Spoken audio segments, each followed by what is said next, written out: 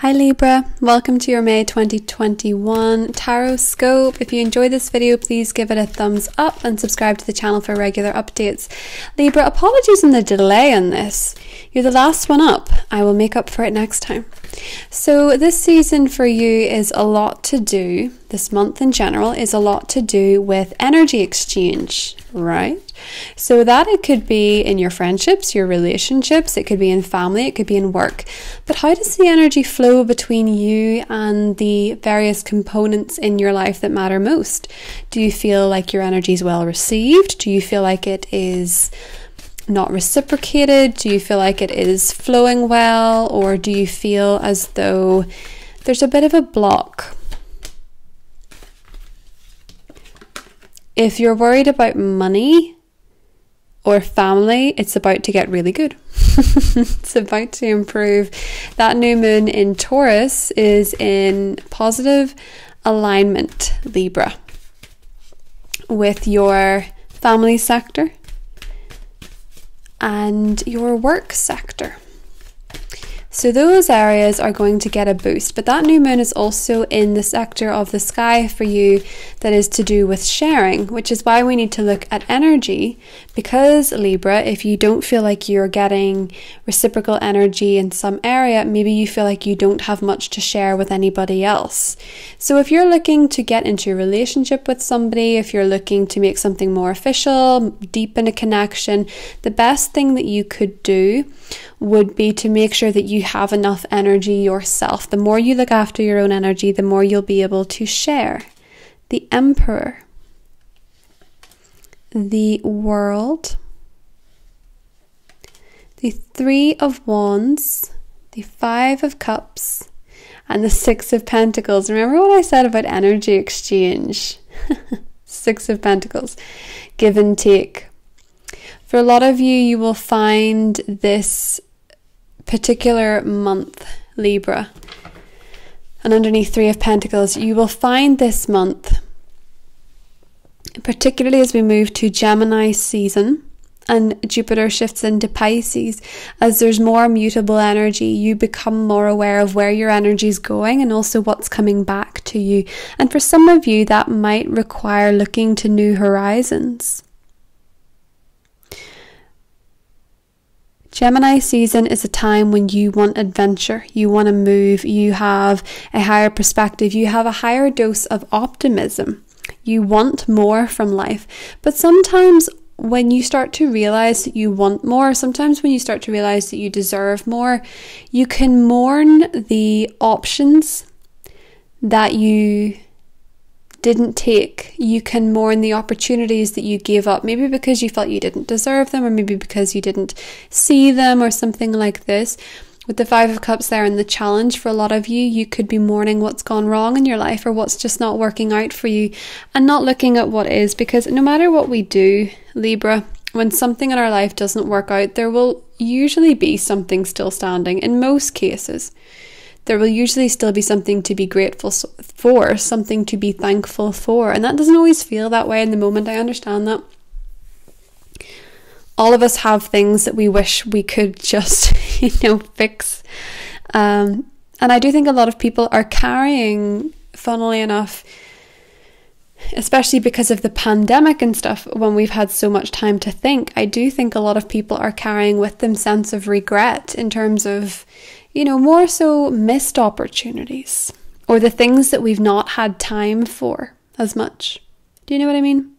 The things that we wish we had done, the things we wish we'd said, the opportunities we wish we'd taken, that kind of thing. And I think that's a good sign if you're feeling that way. And I want you to bear with me, because I'm not saying I'm happy that you're mourning something, but I was just thinking about this lately. Sometimes when we feel these pangs of regret, it means that we have a consciousness there. It means that we're aware of our actions and that they have implications, and we're aware that we've done things that we're out of alignment with. And that's good. That's being conscientious. That's being self-aware. That's good. The problem is when we get into that mindset and we're so focused on what we've done wrong, or what we haven't achieved, or what we should have done, we then just miss the opportunities that are presenting themselves again, or we're not, a vibrational match, as it were, for the things that we want, right? Because if you're mourning and your mistakes and your regrets for too long, then you just carry this vibration of disappointment, and that doesn't get you where you want to go, especially when there are many ships coming in for you. Do you see? He's standing on the shore, aware that these ships are coming in. Why? Because they're meant to. Because they're his.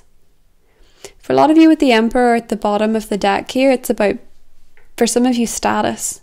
Being prestigious, having success, whatever that means to you, having a good career. I think sometimes you can really feel with people that if they have a certain level of success or a certain career, you think though they must be happy. But again, with that Five of Cups, he may have those two cups standing there where, he might have a very successful career or a very happy relationship, but what if he's mourning something that he wished he'd done? What if he is a top, give a successful career that is sort of obvious. What if he is a multi-millionaire TikTok star? I'm trying to go with the modern day take on this. What if he's a top investment banker and he seems to have this amazing apartment, say it's in London, he owns this apartment, he's on the property ladder, he's all these amazing things financially, right? But what if he's deep down wishing he'd become a rock star? What if he wishes he was a songwriter? What if he wishes he hadn't worked all those evenings at the expense of his relationship and he misses that person? You just don't know. So comparison is the thief of joy, because we just don't know. And now that I've gone off on that little bit of a tangent, but hopefully given you some food for thought in terms of that perspective, Six of Pentacles up here, you've something to do with an energy exchange. I think there's new opportunities for you on the horizon, Libra, that are going to satisfy the part of you that really right now feels not so great. So what do I mean by that? With the Six of Pentacles, for those of you that are unemployed, this can be where you get hired, or this can be where someone helps you out on a bill or something financial. For those of you that are not in relationships but are looking for a relationship, this is a I've got your back, you've got mine kind of opportunity coming up for you. But for a lot of you, what I really think this is that with the eclipses, it's probably going to shed a lot of light on the people in your life that are there for you in a taking sense, and you really want to rebalance something with your dynamics. You want to rebalance your interactions. Let's clarify. The Six of Pentacles, Ten of Cups, Three of Swords. Okay.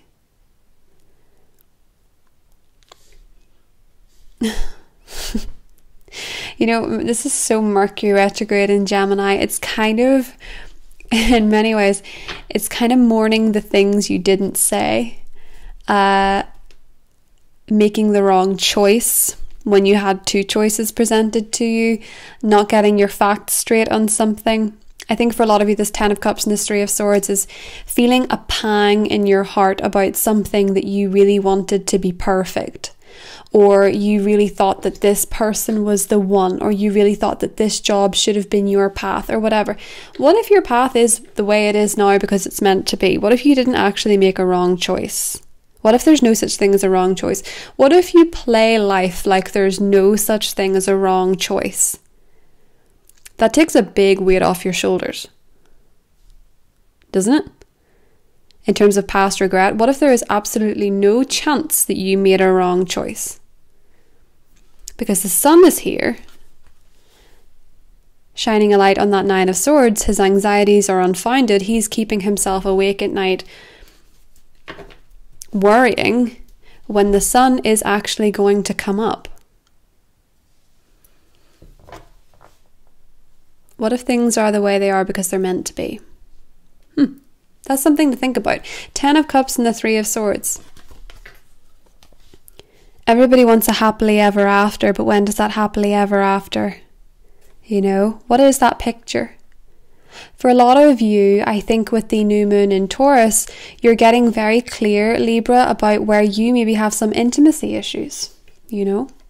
I have a new moon in Taurus video up now. You can watch that on what it means for your sign astrologically, but I do think for a lot of you, you want a relationship that is for richer, for poorer, where they give and they take, where there is equal transaction, where they keep you when they try and build you up when you're feeling down and vice versa, but that requires you letting somebody in. That also requires you letting go of whatever that stuff is. This is Taurus season. This is actually a time to let go. So that in Gemini season, the new horizons are obvious to you.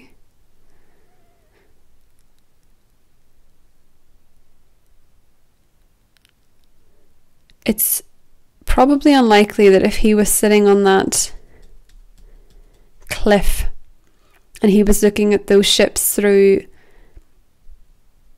teary eyes, he might not really recognize them for what they are, for opportunities. Life has an abundance of opportunity. And I think one of the things that people can get really discouraged about at the moment is that with the pandemic or with the situation, we're just being told consistently there aren't opportunities. And that's not really the case for a lot of people. It's the case for some people for sure. But also the ingestion of information with that eclipse in Sagittarius for you, Libra, you're going to become really aware of what information you've been ingesting that's not good for your health, it's not good for your well-being, it's not good for your mental health. In particular, if you've been in connections or around people who are feeding you with a really unhelpful narrative, making you feel a certain way, they might also, with the eclipse, be washed out. But what I like for you, Libra, is that this perspective change is on the horizon. The sun is coming up again. That Six of Pentacles, your needs are being taken care of, even if you feel like you're losing something at the moment. These scales, as you know, in the Six of Pentacles will rebalance. They will reconfigure, if that's even a word. I'm not so sure it is. And with the Emperor card, in terms of your status, the part of you that makes you special was never actually your status anyway. And it was never to do with what other people think. What makes you glow is how you feel. And when we get to Gemini season, you will feel a whole lot better. In fact, you should be feeling much better as Venus moves into Gemini, and then you don't feel so much like you have to scramble for control and power and these things. So if you're interested in the extended Libra, it is linked below, and we will get more in depth into the cards. I hope you have a beautiful month of May, and I will talk to you soon. Bye.